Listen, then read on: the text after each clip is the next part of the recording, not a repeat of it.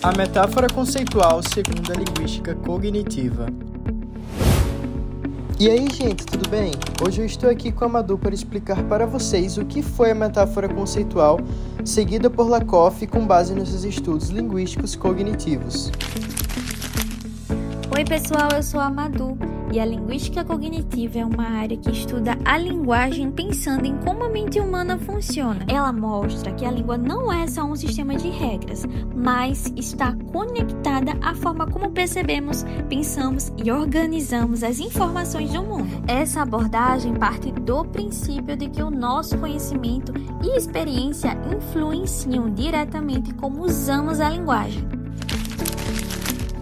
O Noam Chomsky é um dos linguistas mais fluentes do século XX e criou a teoria do gerativismo. O gerativismo entende a linguagem como um sistema inato, ou seja, que todos nós nascemos com uma capacidade mental específica para aprender e usar a língua. Chomsky defendia que existe uma gramática universal, um conjunto de regras que são comuns a todas as línguas e fazem parte do nosso cérebro desde o nascimento.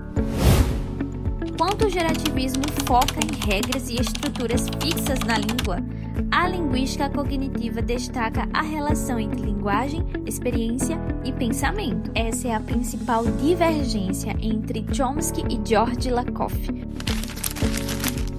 Com base na explicação da Madu, conseguimos entender o que é a linguística cognitiva e a influência que o gerativismo teve sobre a criação desse ponto de estudo.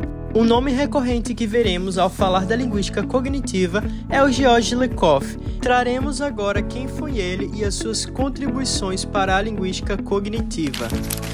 George Lakoff, linguista cognitivo, principal representante da metáfora conceitual no cenário linguístico, nasceu em 1941 e iniciou os estudos cognitivos partindo da metáfora conceitual em 1971. Lakoff estuda a natureza dos sistemas conceituais humanos, em temas como os conceitos de tempo, espaço, casualidade, emoções, moral, política e entre outras coisas. Começou a desenvolver a linguística cognitiva partindo da metáfora conceitual.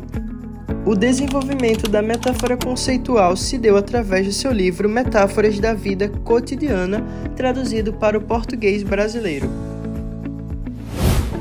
Partindo do que entendemos do que é a linguística cognitiva, conseguimos compreender que o falante agora não é mais um manipulador de regras pré-estabelecidas, mas sim ele é um produtor de significados. E os seus sentidos desenvolvidos também poderão alterar a sua fala.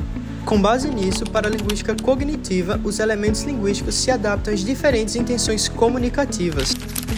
Partindo da ideia de que os sentidos vão alterar nossa fala também, chegamos no pensamento corporificado. E com essa ideia conseguimos entender que a nossa estrutura corporal é extremamente importante.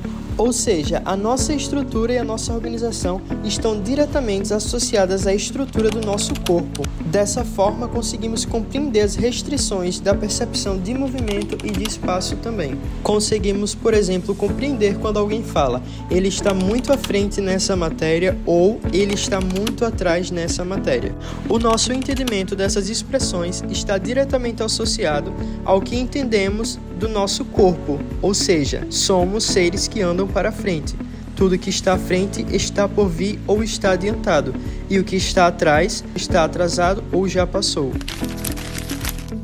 Com base no que João disse, conseguimos compreender que a metáfora conceitual é uma estrutura cognitiva, ou seja, uma forma como a mente organiza e interpreta o mundo. Ela utiliza de conhecimentos e entendimentos que já possuímos para criar novos sentidos ou novas maneiras de pensar e agir.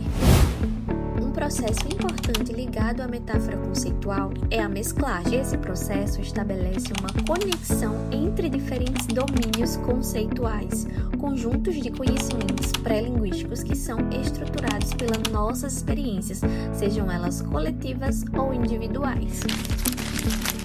Com o entendimento do pensamento corporificado e da mesclagem, chegamos no princípio da projeção, o que fundamenta ainda melhor a mesclagem. O princípio da projeção é dividido em 3 partes. A primeira parte é a projeção de domínios conceituais estruturados.